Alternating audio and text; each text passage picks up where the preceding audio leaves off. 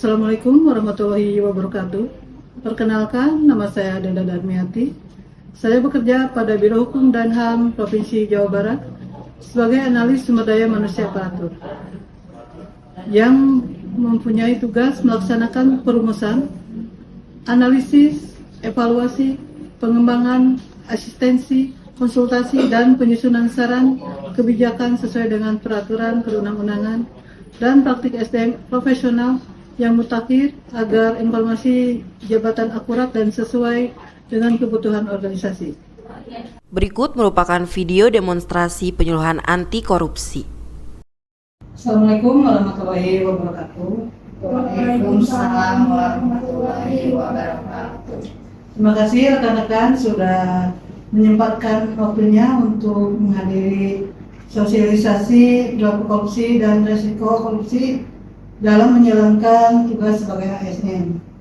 Pada kesempatan ini saya akan memaparkan beberapa jenis perilaku korupsi dan risiko korupsi dapat diklarifikasikan menjadi beberapa bentuk utama berdasarkan karakteristik dan dampak yang ditimbulkannya. Yang pertama, misalnya penyuapan, berikutnya penawaran, penerimaan, atau permintaan sesuatu yang berharga, baik itu uang, hadiah, atau layanan, sebagai imbalan atau tindakan tertentu. Kemudian risiko korupsi itu sendiri yaitu mengurangi kualitas pelayanan publik, merusak kepercayaan publik, dan mendorong praktis bisnis yang tidak adil. Kemudian yang kedua, penggelapan. Ya, definisinya penyalahgunaan atau penggelapan dana atau aset yang dipercayakan, misalkan kendaraan yang harusnya untuk operasional kantor digunakan untuk kepentingan pribadi, itu udah merupakan suatu tindak korupsi juga. Kemudian risiko korupsi dari hasil penggelapan itu sendiri, kerugian finansial pada organisasi atau negara, kerugian reputasi pada institusi, serta melemahkan kepercayaan dalam sistem keuangan dan akuntansi. Yang ketiga, pemerasan. Deskripsinya penggunaan leluasan atau ancaman untuk memperoleh uang, barang, atau layanan. Resikonya mengintimidasi masyarakat atau melakukan pelaku usaha. Kemudian menyebabkan tidak pastinya hukum dan menyuburkan budaya ketakutan dan manipulasi. Yang keempat, nepotisme dan favoritisme, yaitu pemilihan atau pengangkatan individu berdasarkan hubungan keluarga atau kedekatan pribadi, bukan berdasarkan kompetensi atau yang terkenal kita dengan KKN. Walaupun itu KKN sudah susah diberantas, tapi untuk kita minimalisir kegiatan tersebut. Kemudian risiko dari nepotisme itu sendiri yaitu menurunkan kualitas sumber daya manusia, menghambat kompetisi yang sehat, serta merugikan masyarakat karena ketidakadilan dalam pelayanan. Yang kelima, gratifikasi berlebih, yaitu penerimaan hadiah atau fasilitas yang berlebihan dari pihak yang memiliki kepentingan. Risiko korupsi tersebut mempengaruhi independensi pejabat atau karyawan, mengamburkan pengambilan keputusan yang objektif, serta menurunkan kepercayaan pada instansi atau organisasi. Yang keenam, pemborosan atau pengelumuan anggaran. Ini sering terjadi dari pengadaan barang atau jasa, deskripsi penggunaan data publik secara berlebihan untuk kegiatan atau pembelian yang tidak perlu, atau data satu pasar yang sering terjadi di lapangan. Ya, kerugiannya yaitu kerugian keuangan negara, menciptakan beban anggaran yang tidak perlu, serta membuat proyek menjadi tidak efektif atau terbengkalai. Untuk yang terakhir, mengidentifikasi dan memahami jenis-jenis perilaku korupsi ini penting untuk mengelola risiko secara efektif, terutama melalui penguatan kontrol internal, pengawasan, dan transparansi. Mungkin sekian dulu ya rekan-rekan, terima kasih untuk kehadirannya dan menyempatkan waktunya. Sekali lagi terima kasih. Assalamualaikum warahmatullahi wabarakatuh. Selanjutnya, video demonstrasi alur pelayanan pengajuan cuti. Waalaikumsalam. Mengapa kalau enggak calon? Ini biasa dibantas, Pak. Saya mau minta persyaratan untuk cuti. Izin Pak untuk cuti apa ya Pak? Insya Allah untuk cutinya untuk pergi umroh. Alhamdulillah.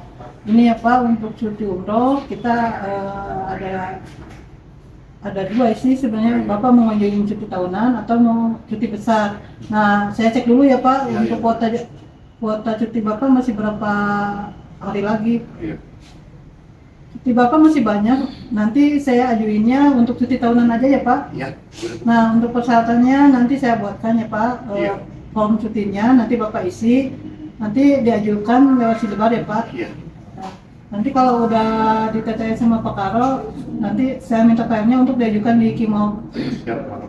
Nah, untuk itu mah udah beres Pak, nanti tinggal Bapak mah tinggal khusus aja nanti beribadah di sana untuk Kimau-nya udah kami bantu ya Pak. Iya. Oh seperti itu Bu. Terima kasih Bu atas bantuan. Ya sama-sama Pak. Selamat ya Pak. Ya. Amin. Berikut video demonstrasi alur pelayanan sistem disiplin. Izin Bu, saya mau konsultasi. Ya, kenapa? Rencananya saya mau ngajuin cerai kalau untuk dari sisi kepegawaian pengajuan cerai.